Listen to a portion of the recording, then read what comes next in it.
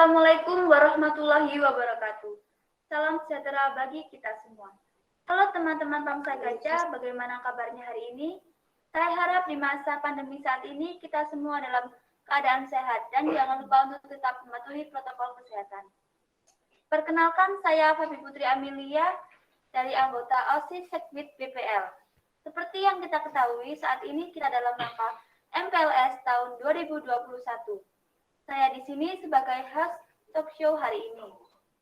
Tentu saja saya tidak sendiri, saya ditemani oleh Bapak Susilo Setiawan, Subkoordinator Seksi P2M BNN Kota Malang. Sebelumnya saya akan menyapa terlebih dahulu pemateri kita hari ini. Assalamualaikum Pak. Waalaikumsalam, selamat pagi Mbak, selamat pagi adik-adik semuanya. Bagaimana kabarnya? Alhamdulillah baik. Alhamdulillah, semoga Bapak dan kita semuanya selalu diberikan kesehatan oleh Allah Subhanahu wa Ta'ala. Amin ya Rabbal Alamin.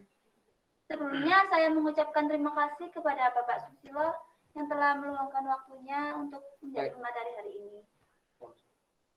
Hari ini saya akan menggali informasi tentang bahaya narkoba. Untuk teman-teman bangsa gajah di rumah, khususnya siswa-siswi baru SMK Negeri 1 Malang, simak terus percakapan kita ya.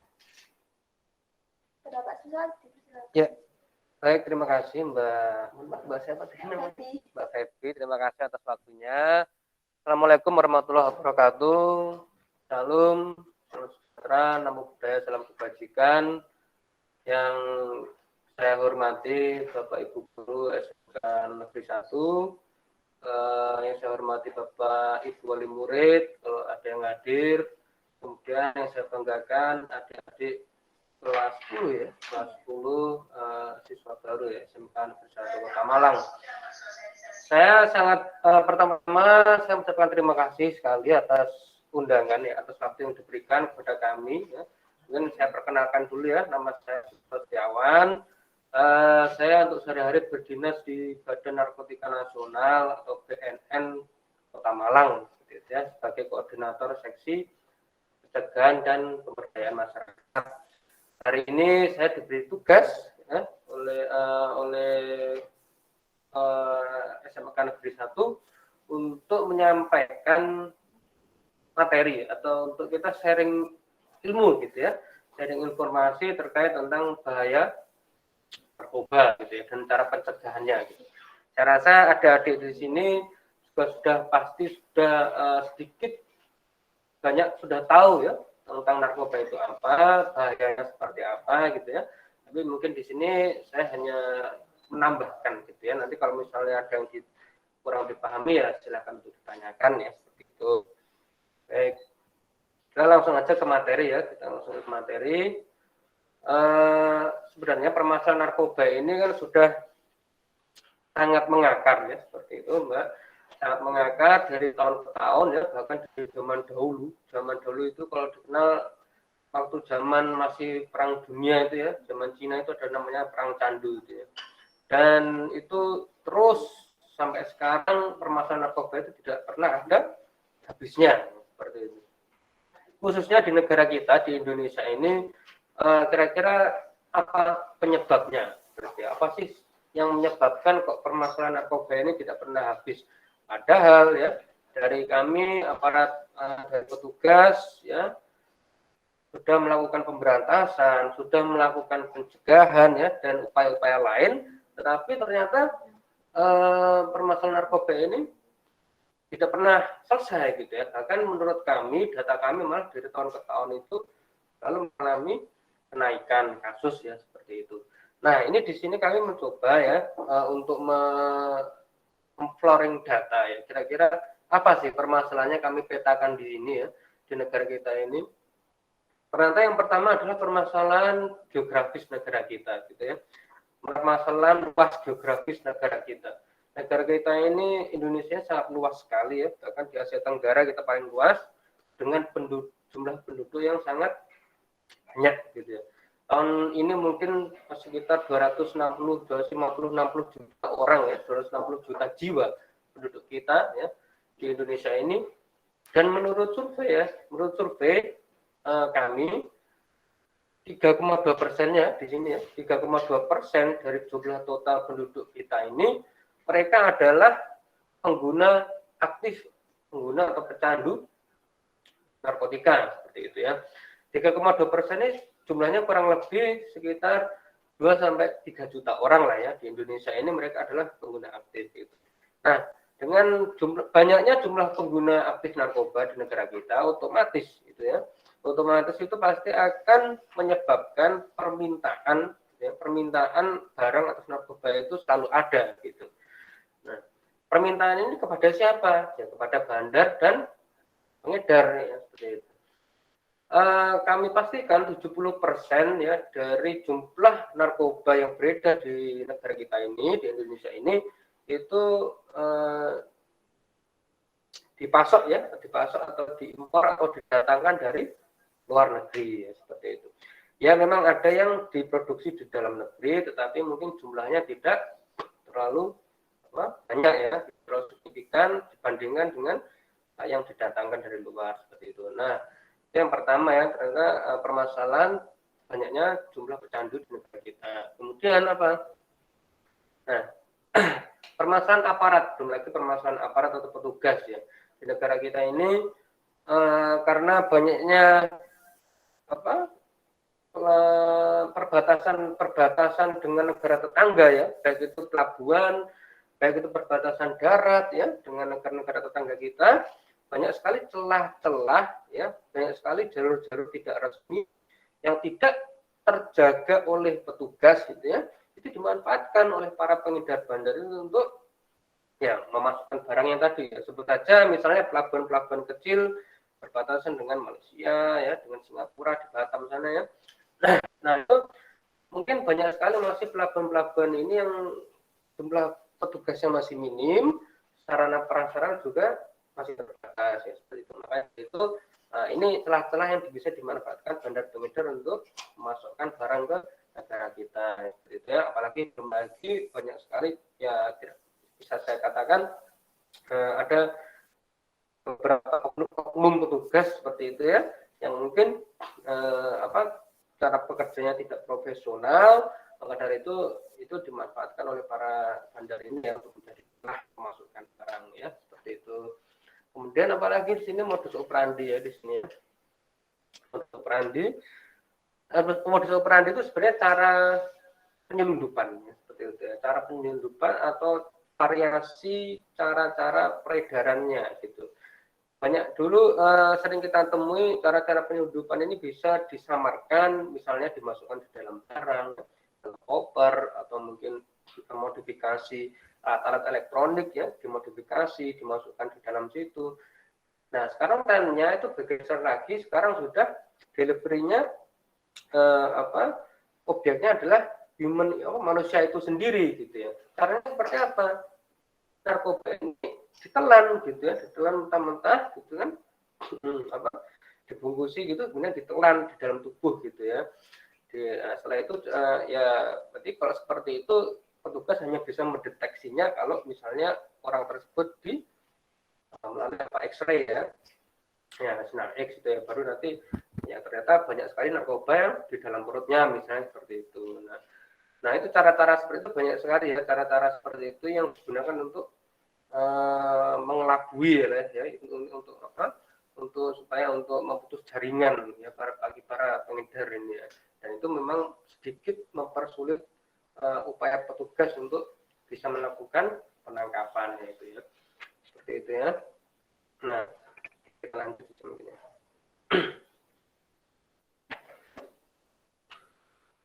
Nah ini adik-adik sekalian, di sini kami ada data ya, kami mengumpulkan data, ini data kami dari BNN dan Satuan Reskoba ya, Reskoba Polres Malang Kota.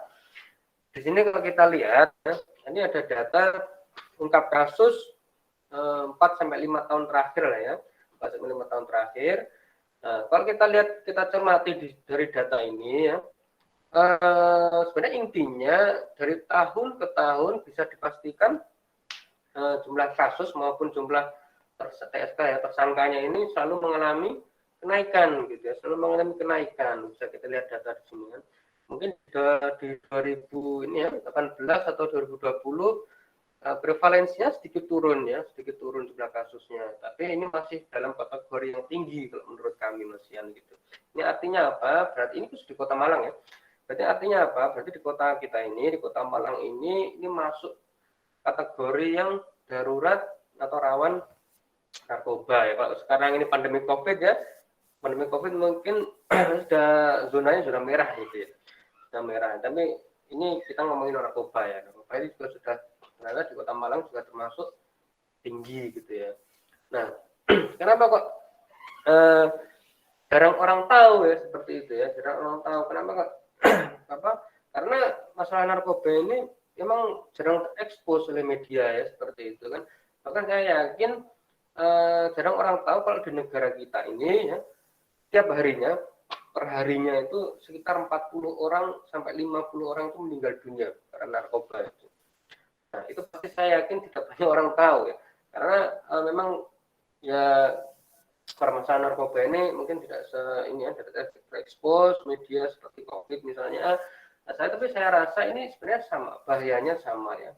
Pertama daruratnya sama bahayanya dengan pandemi COVID ini, karena banyak juga setiap harinya juga banyak juga korban yang meninggal dunia gitu ya. Apalagi kalau kita cermati di sini ya, kalau bisa adik bisa lihat Lapas Lowawaru ya di Kota Malang itu penghuni untuk kapasitasnya di situ sekitar 1.000 orang sekian ya menurut Bapak Kalapas kemarin. Sekarang penghuninya sudah 3.000 lebih ya, 3.000 sekian. Berarti sudah over capacity kurang lebih 300% ya, 300% over capacity dari yang 1.000 menjadi 3.000. Nah, yang jadi permasalahan ternyata 70% ya, 70% dari penghuni lapas tersebut adalah dari kasus narkotika gitu ya, kasus narkoba gitu ya. Nah, 70%-nya dari 3.000 orang tadi itu. Dan 10%-nya ya, 10%-nya itu dari yang terkasus 70% orang tadi itu, 10%-nya adalah mereka yang ada di usia pelajar dan mahasiswa gitu ya. Kalau kita sebut itu sekarang generasi Mbak Febi mungkin ya, generasi apa? Milenial ya Mbak ya. Nah itu ini kan mengkhawatirkan ya, seperti itu mengkhawatirkan. Kenapa? Karena nanti yang ditakutkan itu ya 10 sampai 20 tahun ke depan nanti negara kita ini tidak ada lagi sosok pemimpin yang kredibel gitu ya, yang apa? Ya karena kalau sekarang generasinya sudah terpapar narkoba gitu ya, nanti takutnya 10 tahun, 20 tahun ke depan siapa sosok pemimpin yang baik untuk memimpin negara kita gitu, itu yang ditakutkan seperti itu. Ya.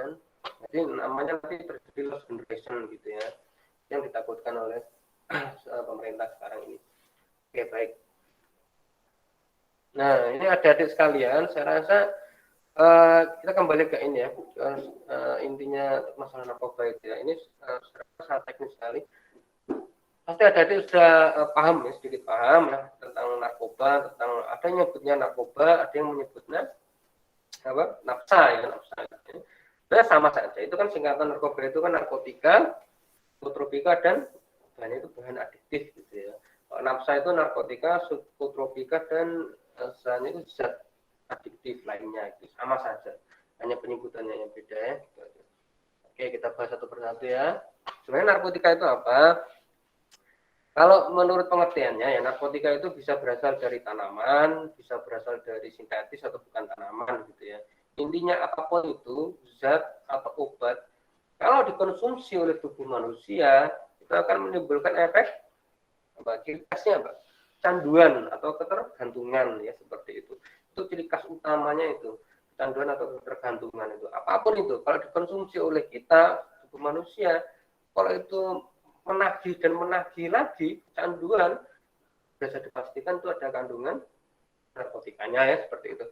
Nah, efek yang lain apa? Efek yang lain adalah ya otomatis bisa menghilangkan kesadaran ya, menghilangkan kesadaran, gangguan kesadaran ini misalnya ya mabuk itu ya, menghilangkan kesadaran, kemudian mengganggu daya pikir, konsentrasi, daya ingat ya, merubah persepsi, pola pikir dan perilaku dari yang awal positif menjadi negatif ya, seperti itu ya.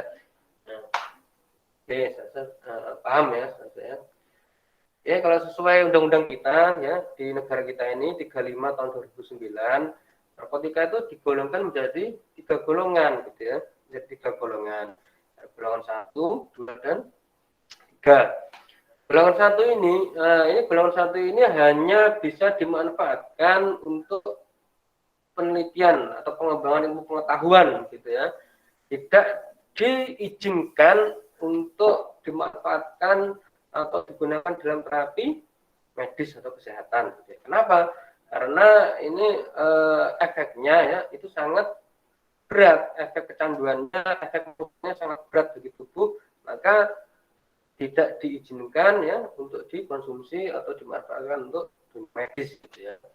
Contohnya di sini apa di golongan 1 ini? Oke, di sini ada heroin ya, putau gitu ya. Heroin kalau di Amerika Selatan namanya heroin ya. Heroin, putau, kokain ya. Kemudian ganja masuk di sini golongan 1, kemudian amfetamin, metamin, amfetamin atau biasanya orang umum ngomongnya sabu gitu ya. Itu masuk golongan 1. Ini semuanya ini tidak diperbolehkan atau diizinkan oleh undang-undang digunakan untuk kepentingan medis atau kesehatan ya. Kemudian yang kedua, golongan kedua ini selain bisa dimanfaatkan untuk pengembangan ilmu pengetahuan, itu juga diizinkan ternyata untuk digunakan dalam terapi medis atau kesehatan gitu ya. Golongan 2 ini contohnya apa ya? Kalau misalnya ada adik mengalami atau pernah ini ya, operasi atau siapapun itu yang operasi ya, pernah operasi pasti dari dokter ya, di medis pasti menyuntikkan obat bius ya. Obat bius ya. Itu yang disuntikkan sebenarnya apa? Ya, morfin ya. Morfin itu ya salah satu golongan narkotika gitu kan. Nah, kenapa kok diizinkan? Kenapa kok diperbolehkan? Ya, sesuai peruntukannya kan gitu ya. Karena memang digunakan untuk terapi medis, gitu. Tidak ada permasalahan di situ. Nah, kemudian sebenarnya muncul pertanyaan, sebenarnya kalau narkotika ini, Pak, apakah narkotika ini merusak, semuanya merusak gitu? Apakah tidak ada manfaatnya sama sekali? Menurut kami ya, narkotika itu sebenarnya ada manfaatnya, gitu ya. Ada manfaatnya kalau digunakan sesuai peruntukannya gitu ya. Kalau digunakan sesuai peruntukannya, sebenarnya yang menjadi permasalahan di sini adalah narkotika itu adalah apa? Penyalahgunaannya gitu ya, penyalahgunaannya. Kita ambil sampel aja misalnya ya. Kalau kita sakit nih misalnya flu atau batuk ya. Kemudian kita beli obat di apotek ya misalnya ya. Nah, bisa dipastikan setiap obat itu ya pasti ada kandungan narkotikanya ya, seperti obat penenang, obat tidur, obat flu, obat batuk itu ya. Nah, itu kalau misalnya dikonsumsi oleh tubuh kita dan kitanya memang sakit gitu ya, tidak ada permasalahan ya. Karena untuk terapi medis kan gitu. Nah, tapi yang menjadi permasalahan di sini adalah apabila kitanya ini tidak sakit misalnya ya, kitanya lagi kondisi sehat, tetapi kita ada muncul permasalahan yang menyebabkan diri kita ini misalnya merasa sedih misalnya ya, merasa kecewa misalnya kalau ada gitu ya.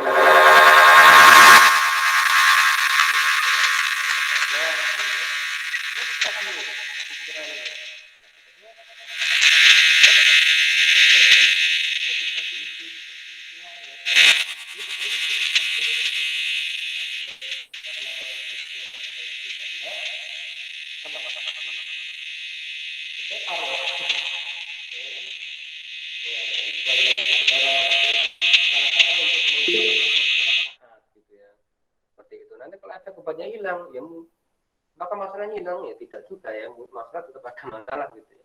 Yaitu sebenarnya yang jadi permasalahan narkotika adalah penyalahgunaannya gitu. Kalau peruntukannya, pemanfaatannya sesuai peruntukan tidak ada masalah ya. Justru sangat bantu dalam dunia medis gitu kan. Oke. Ini golongan 3 ya. Ini untuk terapi medis biasanya paling banyak ini ya golongan 3 ini obat-obatan yang dijual di apotek itu belum banyak. Obat ini obat batuk dan obat-obat lain-lain gitu ya. Biasanya cara mendapatnya gampang, tinggal beli atau dengan resep dokter ya. Psikotropika masih sama seperti narkotika. Bedanya kalau psikotropika ini adalah bahan dasar untuk pembuatan narkotika tadi gitu ya. Kalau paling banyak yang ditemui di masyarakat apa? di apotek itu paling banyak obat-obat jenis obat penenang gitu ya, jenis obat penenang seperti Lexotan, Alprazolam, Diazepam dan lain sebagainya ini ya. Nah, ini kan paling banyak disalahgunakan ini. Ya kan obat tidur itu kan biasanya orang insomnia susah tidur kan dokter memberikan resep obat penenang ini, tapi yang bersangkutan ternyata minumnya melebihi apa dosisnya. Yang menjadi permasalahan itu sebenarnya kan penyalahgunaannya kan gitu ya. Sebenarnya kalau obat-obatan ini tidak ada masalah gitu. Oke, lanjut. Nah, ini bahan adiktif. Jadi kan narkoba tadi kan narkotika, psikotropika dan bahannya itu bahan adiktif ya. Ya, bahan adiktif ini apa? Sebenarnya bahan adiktif ini bukan termasuk golongan narkotika seperti itu ya, bukan termasuk golongan narkotika, tetapi jika dikonsumsi oleh tubuh akan menimbulkan efek ketergantungan seperti narkotika atau kecanduan ya, seperti narkotika gitu. Contohnya apa di sini? Kandungan zat nikotin dalam rokok ya, kemudian kafein dalam kopi, gitu kan. Terus di sini ada minuman beralkohol ya. Kenapa di sini ditulis juga tiner bensin ya? Apalagi lem gitu ya. Kenapa seperti itu? Karena ini zat-zat ini dimanfaatkan ya, yang lem, tiner, bensin itu ya. Ya mohon maaf, banyak sekali ada di luar sana yang terutama anak-anak jalanan itu ya, itu sering sekali menghirup ya baunya ya dari lem, bensin ini ya. Itu apa sih efek yang ditimbulkan? Ya sama ya, menghilangkan kesadaran, mabuk juga gitu ya, sama kalau lagi mengonsumsi alkohol itu sama juga ya. Itu kan sebenarnya kan apakah ada permasalahan dengan ini semua, lem ya, tiner itu kan nah, tidak ada permasalahan ya. Ini yang jadi masalah apa? Penyalahgunaannya. Lem yang kalau untuk menempel ya tidak masalah sebenarnya kan ya, fungsinya memang seperti itu. Kemudian ada muncul pertanyaan, kenapa kalau misalnya ini kan bukan sekali lagi bukan narkotika ya, ini bahan adiktif yang mempunyai efek sama seperti narkotika gitu. Intinya apa, efeknya merusak kesehatan gitu ya. Kemudian muncul pertanyaan, kenapa Pak kalau misalnya rokok ya, minuman beralkohol itu kan masih dijual bebas tuh kan gitu ya, masih beredar di masyarakat kita. Kenapa kok enggak diamankan ya, misalnya ditutup tokonya atau di pabriknya gitu kan, kenapa masih dibiarkan Pak gitu, dijual bebas gitu.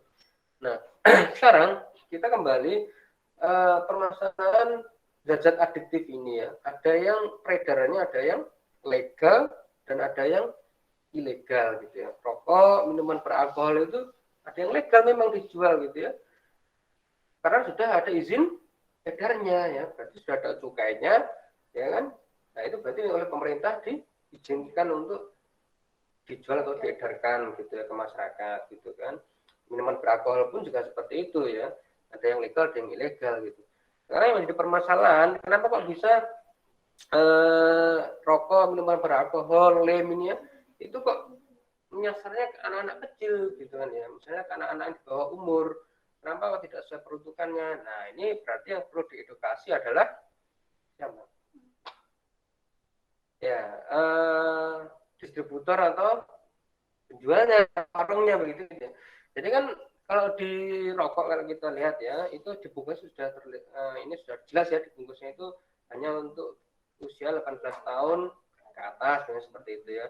Nah, kenapa kalau misalnya ada orang beli rokok anak-anak di bawah umur kok ya kok dikasih gitu ya. Saya yang perlu diedukasi adalah ya ini masyarakat intinya gitu ya.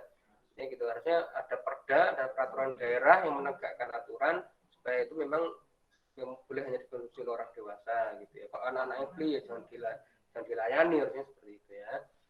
Oke, gitu. Nah ini adik-adik sekalian, efeknya dari narkotik yang saya jelaskan tadi itu intinya ada 3 besar efek yang bisa ditimbulkan. 1 efek depresan, 2 stimulan, dan yang 3 halusinasi atau halusinogen. Kalau depresan ini adalah efek narkotika kalau dikonsumsi tubuh kita itu menimbulkan efek rileks gitu ya, santai, rileks, bahkan tidak sadarkan diri sampai tertidur gitu ya. Itu efek-efek depresan. Contohnya di sini apa? Ya tadi ya, obat penenang, obat tidur, kemudian ada morfin tadi yang disuntikan untuk operasi tadi itu. Dengan ini efek depresan seperti itu, membuat tubuh rileks, santai itu. Kemudian yang kedua efek stimulan. Stimulan ini efek yang kebalikan dari depresan tadi. Kalau stimulan ini meningkatkan energi gitu ya, tenaga kita jadi berlipat ganda kalau kita mengkonsumsi narkotika jenis ini gitu ya. Biasanya yang menyalahgunakan pemanfaatannya adalah rekan-rekan artis misalnya ya, atlet gitu ya, karena mereka membutuhkan asupan tenaga yang berlebih gitu ya, karena diburu misalnya jam kerjanya lembur ya seperti itu, biar tidak gampang capek, akhirnya mereka mengonsumsi zat-zat stimulan. Contohnya di sini apa? Seperti sabu ya, ekstasi gitu ya. Kenapa kafein kopi dimasukkan? Ya kopi itu karena membuat ini ya, kinerja jantung berdebar gitu ya. Jadi melek itu ya, bisa melek itu kan. Nah, itu kan salah satu jenis stimulan juga sebenarnya gitu. Sabu, ekstasi gitu ya. Kemudian yang efek ketiga adalah halusinasi atau halusinogen. Ini jelas ya, sesuai namanya, berarti efeknya kalau kita konsumsi narkoba jenis ini ya menimbulkan halusinasi. Halusinasi apa sih? Ya seperti berkhayal gitu ya, seperti berimajinasi, dan, seperti dia melihat bayangan sebenarnya tidak ada apa-apa kan gitu ya. Itu namanya halusinasi. Nah, contohnya di sini narkobanya apa? Ya ganja, ya LSD, ya ganja ini yang paling banyak ditemui. Oke.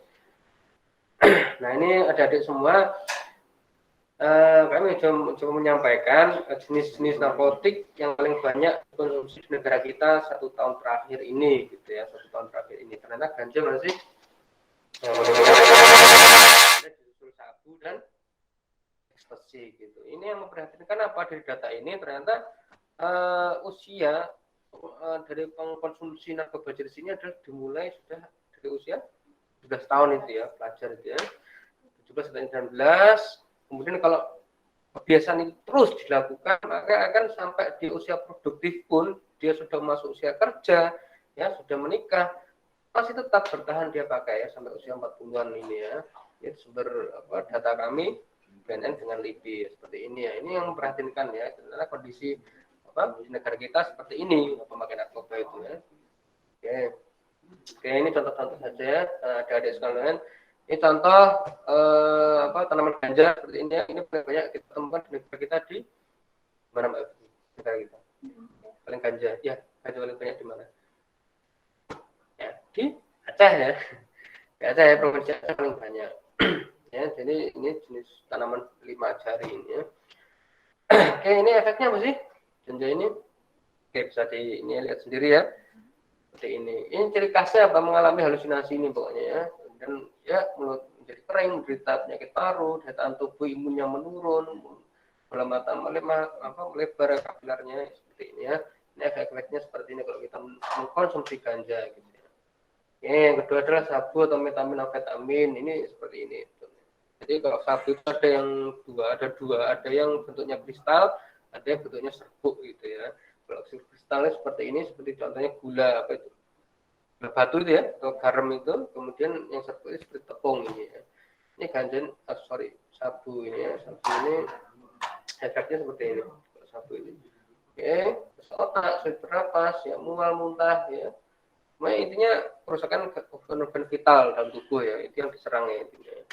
Parkinson ya, gangguan saraf. Oke, kemudian ada ekstasi di sini ya. Nah, ekstasi ini seperti ini, ekstasi atau inex biasanya ya. Ini pil kecil-kecil itu yang warna-warni, ya, warna-warni ya, pilnya kecil seperti ini. Nah, ini kalau ada di luar sana ditawari pil-pil seperti ini ya, tolong ditolak gitu ya. Karena bermacam-macam seperti ini. Oke. Oke, ini efeknya ini. Efeknya ini.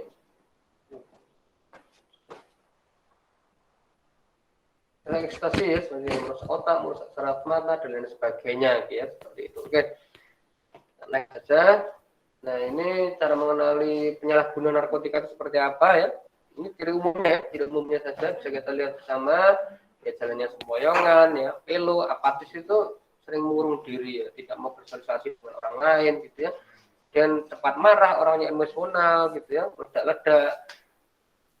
Ada yang ditemukan alat bantu narkotik ya di dalamnya seperti jarum suntik, bong gitu ya, namanya botol itu, dan sedotan misalnya. dan juga biasanya ada bekas sayatan di tangan. Karena kenapa? Pengguna putau itu, zaman dulu itu ya, pengguna putau itu, karena kalau misalnya sugesti rasa ingin pakainya muncul, ya, akhirnya dan mereka tidak ada barang narkotiknya di sekitar mereka, akhirnya mereka menyayat organ tubuhnya sendiri ya, dari tangannya gitu. Begitu muncul keluar darahnya, darah tersebut dihisap gitu ya. Mereka berasumsi kalau menghisap darah, tadi sama juga dia menghisap narkoba, karena narkoba yang dihirup itu masuk ke aliran darah gitu ya. Asumsinya berarti seperti itu mereka. Ini cara ciri-ciri umum ya, tidak semua general, tidak semua seperti ini sebenarnya, tapi ini ciri general umumnya seperti ini. Oke, ini tahapannya. Biasanya orang pakai narkoba itu tidak langsung menjadi seorang pecandu gitu ya. Jadi ada tahapannya, dari yang awalnya misalnya coba-coba, kemudian menjadi pengguna yang sosial ini waktu dia kumpul sama orang-orang, sama teman-temannya dia pakai, tapi waktu dia sendiri misalnya di rumah ya nggak pakai gitu ya, karena kalau misalnya ada temannya pas kumpul ya dia pakai, kalau nggak ada barang ya dia nggak pakai gitu ya. Kemudian meningkat kelasnya menjadi pengguna situasional, ini pengguna yang saya sampaikan di awal, kalau misalnya dia ada masalah ya, pelampiasan dari depresi, kecemasan, kecewa, dia pakai narkoba gitu ya. Kalau tidak ada masalah dia nggak pakai sebenarnya. Nah, kemudian kalau ini terus dibiasakan, kelasnya naik menjadi pengguna yang intensif, ini sudah ada polanya, biasanya seminggu sekali, seminggu 2 kali seperti itu. Kalau ini dibiasakan, naik lagi kelasnya menjadi seorang yang kecanduan atau ketergantungan. Ini sudah paling parah. Kecanduan atau ketergantungan ini bisa dipastikan setiap hari dia harus pakai narkotik, tidak bisa enggak, bahkan sehari sampai 2 kali 3 kali ya, seperti itu. Oke, lanjut. Nah, adik-adik mungkin ini ada sedikit yang ingin kami sampaikan ya, terkait isu tentang legalisasi ganja gitu ya. Kalau misalnya akhir-akhir ini kita monitor media ya, baik televisi, online, baik sosial media, banyak sekali akhir-akhir ini yang berusaha untuk mencoba organisasi berusaha untuk mengupayakan legalisasi ganja di Indonesia gitu ya, komunitas-komunitas gitu ya. Nah, kami coba meluruskan ya terkait permasalahan ini. Kalau kita dari PBB ya, dari PBB melalui WHO kemarin, itu sebenarnya PBB tidak menghapuskan gitu ya, WHO di sini. WHO tidak menghapuskan ganja dari daftar zat yang berbahaya. Tapi mereka hanya memindahkan ya kanabis atau ganja ini atau marijuana ini dari golongan 4 gitu ya ke golongan 1 gitu. Itu artinya apa? Artinya mereka hanya memindahkan ganja ini yang awalnya hanya dimanfaatkan untuk pengembangan ilmu pengetahuan misalnya. Kemudian dipindahkanlah ke golongan yang disinyalir bisa digunakan untuk medis juga gitu. Ya, gitu ya. Nah, sekarang kita berkaca dengan di negara kita ya, di Indonesia ini. Oke, di Indonesia ganja sesuai Undang-Undang 35 2009 masih masuk dalam golongan 1, artinya apa? Masih dilarang ya untuk kepentingan medis dan hanya bisa dimanfaatkan untuk kepentingan pengembangan pengetahuan gitu ya. Kalau kita bedah ini ya kandungan dari ganja itu sendiri, kita lakukan penelitian berapa ganja yang di Aceh itu ya, di negara kita ya, di Aceh itu sebenarnya ganjanya ada 2 kandungan di sini, ada kandungan CBD ya, cannabidiol, dan kandungan THC, tetrahydrocannabinol gitu ya. Kandungan CBD ini disinyalir ada kandungan yang positif gitu atau kandungan yang ya mungkin bisa dimanfaatkan untuk medis gitu ya, kandungan CBD ini. Kemudian kandungan THC ini kandungan yang rusak ya, kandungan yang merusak atau negatif lah ya, yang memabukkan tadi itu ya. Nah, setelah melakukan penelitian, ternyata khususnya ganja yang di Aceh di negara kita ini kandungan THC-nya ya, THC itu berarti kandungan yang tadi yang memabukkan tadi, yang merusak tadi ternyata lebih dominan daripada kandungan yang medisnya, CBD-nya gitu. Nah, maka dari itu dalam hal ini pemerintah masih belum bisa melegalkan ganja gitu ya. Kalau kita berkaca misalnya di negara lain, di US di Amerika misalnya atau di Belanda yang sudah menerapkan pengobatan terapi ganja misalnya gitu ya. Di sana kami infokan ada satu shelter atau tempat gitu ya. Kalau seseorang menderita sakit ya dan membutuhkan pengobatan medis dengan ganja, maka dokter akan memberikan rujukan resep ya ke tempat tersebut, dan orang tersebut hanya diperbolehkan, diizinkan menggunakan pengobatan ganja di shelter atau tempat itu. Gitu. Dan ganja tersebut tidak boleh dibawa pulang. Pemakaiannya hanya di tempat itu, dosisnya pun diawasi oleh tim medis yang ada di situ, gitu ya, oleh dokter yang di situ. Berarti maksudnya di sini apa? Berarti maksudnya di sini mau walaupun di negara luar itu sudah dilegalkan, gitu ya, tapi legal itu bukan berarti legal yang sebebas-bebasnya, gitu ya, bisa pakai dimanapun itu enggak seperti itu, tapi tetap masih kontrol dan diawasi, gitu ya, seperti itu. Dan kalau kita bandingkan dengan masalah sosiologi masyarakat kita, saya rasa kalau kita menerapkan sistem seperti itu, pemerintah masih dianggap masyarakat kita masih belum siap, gitu. Kenapa? Karena sekarang saja ganja itu masih tidak legal, gitu ya. Itu sudah banyak permasalahan, sudah banyak yang meninggal, sudah banyak yang kasus-kasus yang berjatuhan. Nah, apalagi nanti dilegalkan, pasti akan ya menjadi bumerang, gitu ya, menjadi bumerang. Takutnya seperti itu, gitu. Jadi seperti itu ya. Jadi ada semuanya. Kalau juga ditanya masalah ini THC atau ganja ini, oke. Oke, kita lanjut aja. Terus saya. Jadi bantu nextnya, Mas. Oke.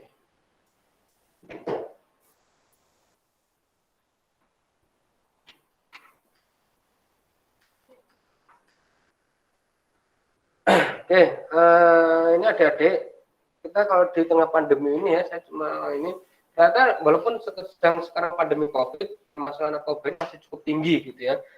Kasusnya masih cukup banyak. Terbukti kemarin masih banyak pejabat, artis ya yang tertangkap, terlibat, gitu ya, masalah narkoba ini. Artinya apa? Justru walaupun pandemi COVID, ternyata bandar pengedar tidak berhenti gitu untuk mengedarkan barangnya ya, masih terus, gitu ya. Oke, next saja.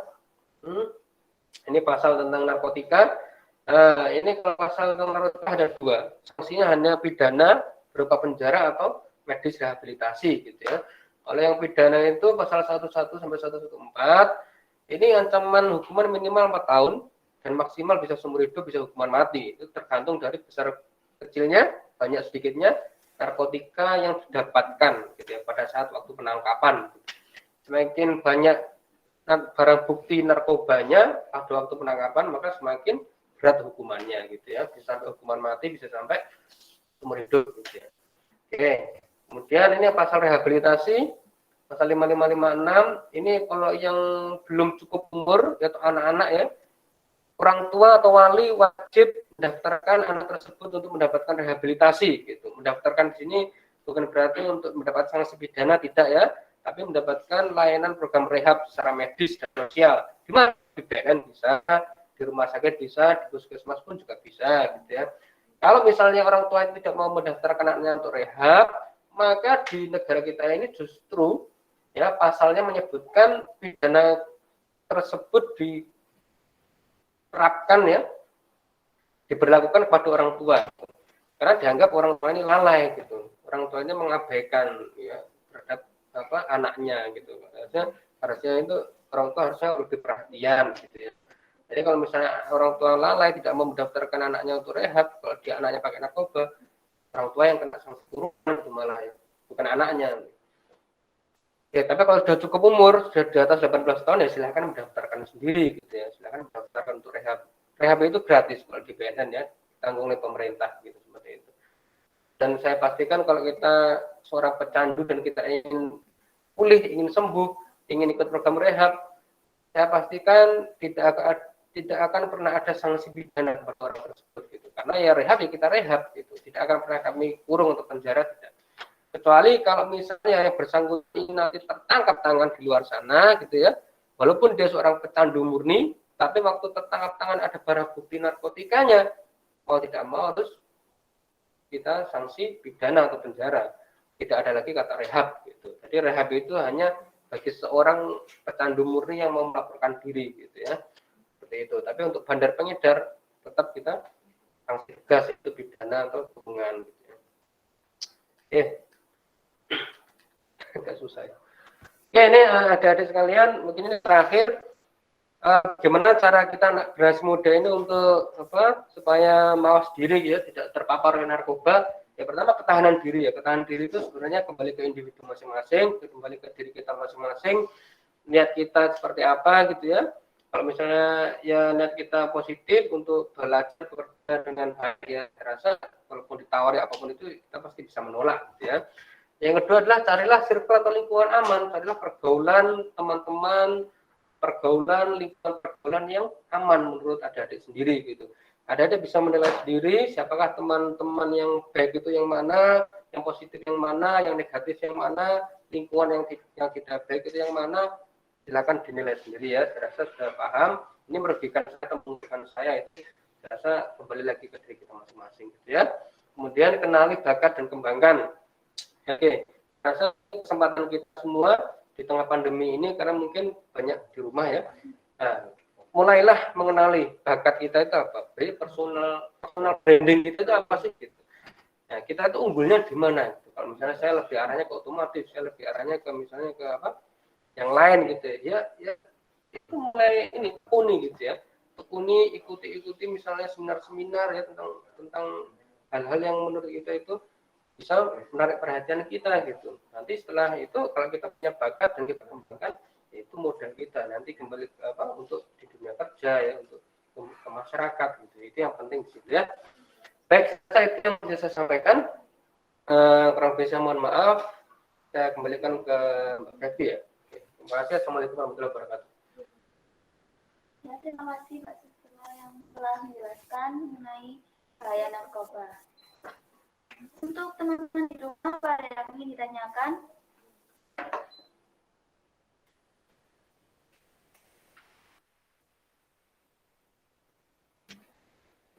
Yang ingin bertanya, mohon unmute dan sebut nama, kelas, dan absen.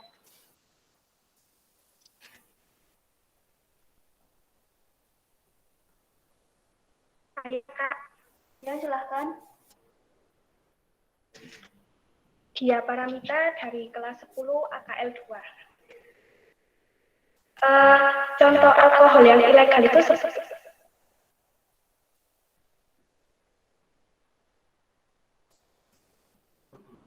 ulang pertanyaannya. Contoh alkohol yang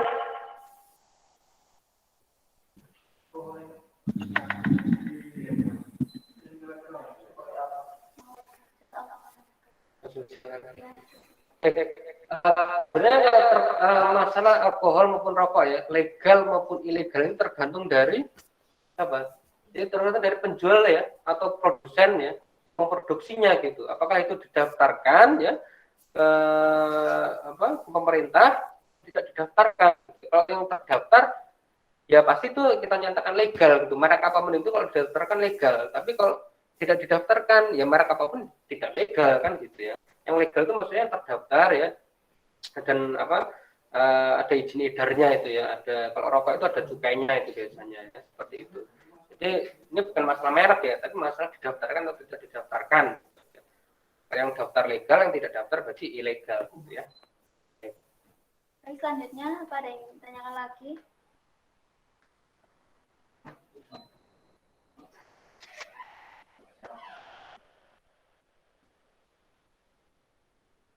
Silahkan, ayo untuk adik-adik yang ingin bertanya.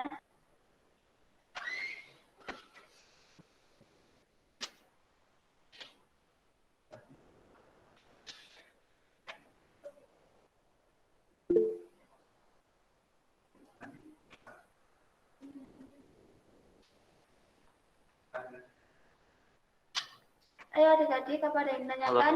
Assalamualaikum warahmatullahi wabarakatuh. Silahkan.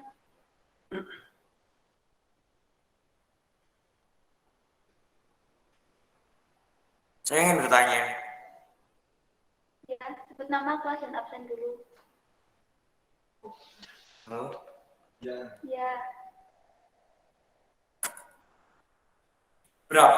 Pertanyaannya, berapa lamakah masa rehabilitasi dan jika seorang pelajar direhabilitasi, apakah bisa sambil bersekolah? Maksudnya, jika bersekolah, bagaimanakah program rehabilitasi yang dilakukan? Baik, ya rehabilitasi sebenarnya itu kan ada dua, ada rawat jalan dan rawat inap seperti itu ya. rawat jalan rawat inap itu tergantung dari tingkat tinggi rendahnya kecanduannya gitu ya, atau parah tidaknya gitu. Semakin parah dari kecanduan maka pasti rujukan dokter rawat inap gitu ya.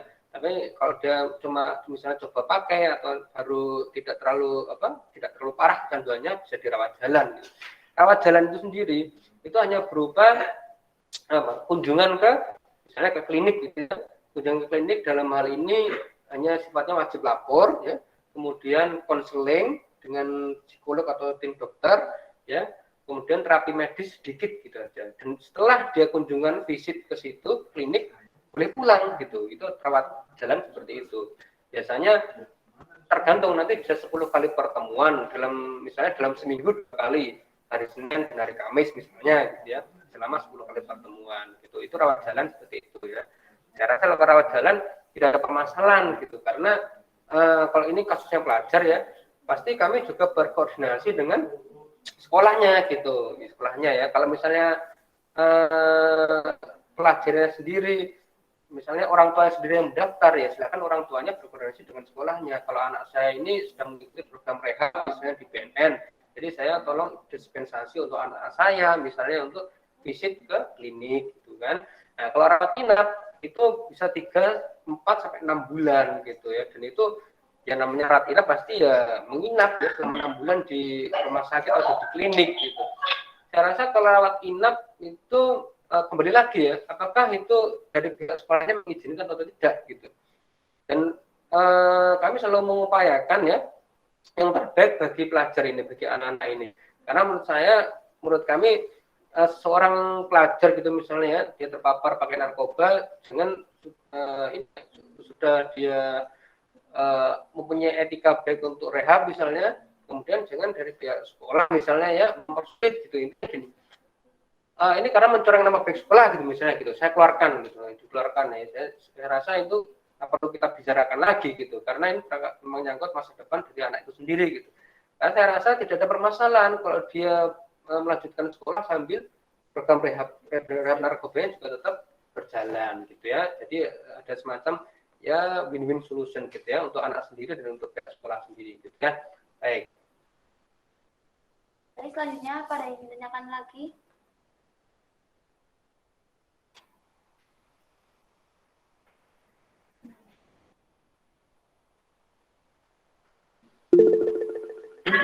Saya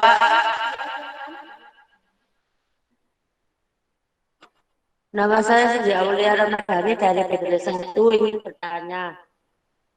Ganja kan termasuk tanaman. Kenapa bisa adiktif dan bahaya? Kalau ada tadi menyimak paparan saya sangat jelas sekali ya, tadi terpaparkan. Jadi kandungan ganja ini ada 2, ada THC dan CBD namanya. Yang kandungan yang memabukkan, yang membuat ketergantungan itulah kandungan THC namanya, tetrahidrokannabinol. Itu kandungan yang merusaknya dan itu membuat kecanduan ya. Nah, kemudian apakah ya kenapa ya tanaman kenapa adiktif ya, dan berbahaya gitu ya. Ya berbahaya karena kecanduan tadi itu. Ya, jadi karena kalau dikonsumsi tubuh kita itu kan menimbulkan apa? Karena kecanduan dan hilangnya kesadaran gitu kan ya. Hilang kesadaran ini yang misalnya itu ya bisa tertidur ya, bisa mabuk, bisa apapun itu. Yang dikhawatirkan kalau misalnya mereka setelah mengkonsumsi ganja kemudian beraktivitas ya, misalnya berkendara, kendaraan bermotor misalnya atau apapun itu akan membahayakan keselamatannya dia sendiri gitu kan, dan juga orang lain di jalan misalnya seperti itu ya. Itu yang kenapa kok bisa dilarang ya, itu karena itu ya. Seperti itu. Selanjutnya pada yang akan kembali.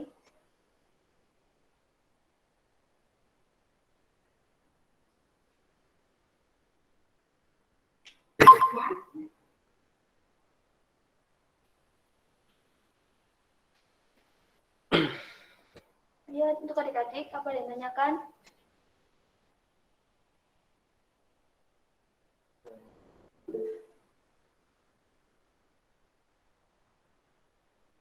Ya, silahkan unmute untuk yang mau bertanya.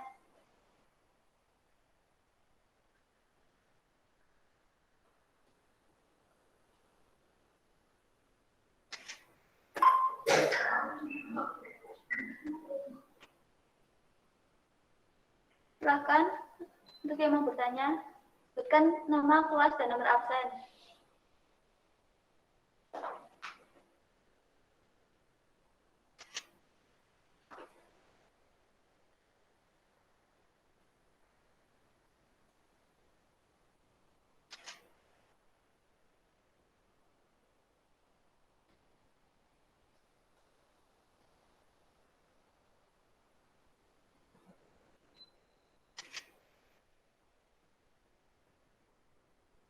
Untuk adik-adik, apa ada yang ditanyakan lagi?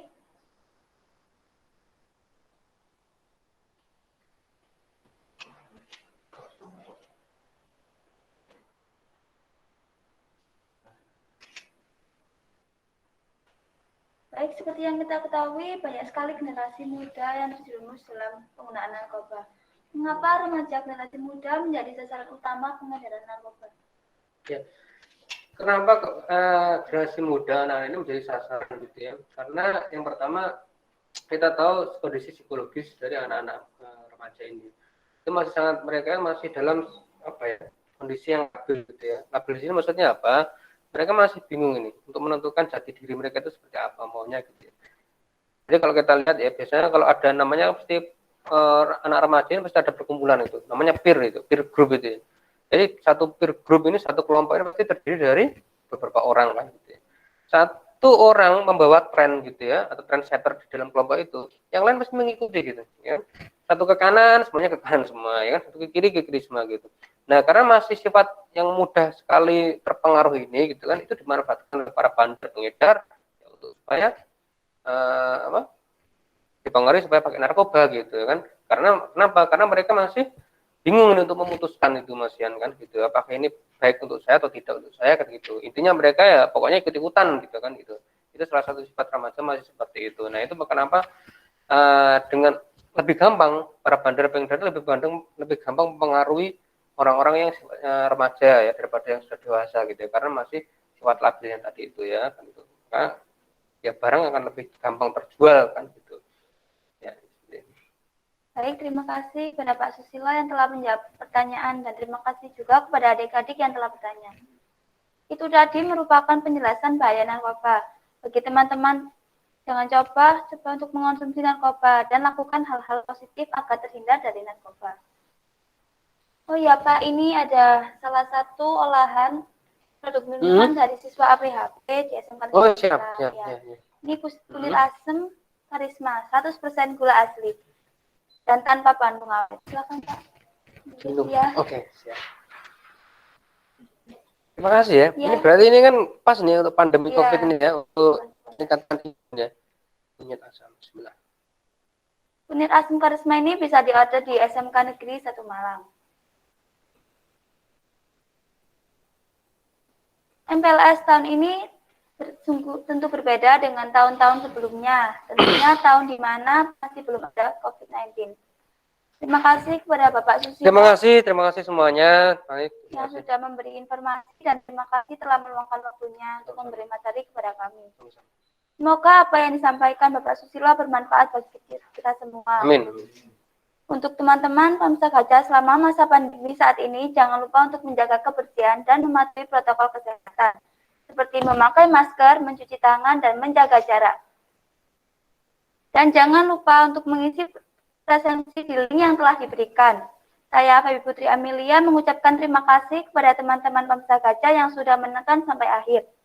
Apabila ada salah kata, saya mohon maaf yang sebesar-besarnya. Terima kasih dan salam Pamsa Gajah. Wassalamualaikum warahmatullahi wabarakatuh.